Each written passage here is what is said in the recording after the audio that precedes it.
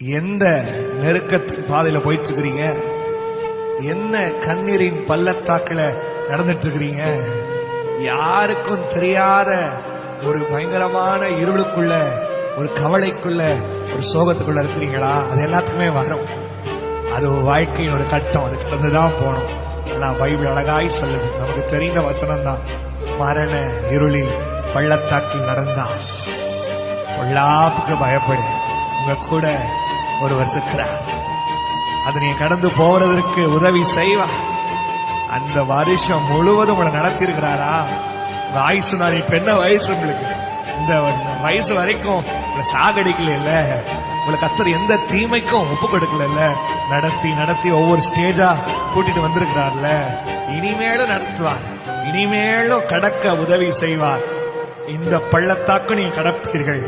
இதுவும் உங்க வாழ்க்கையில கடந்து போகும். சிலதெல்லாம் கடந்து போனா தான் நீங்க உங்க வாழ்க்கையினுடைய சில காரிய உயரங்களுக்கு போக முடியும்.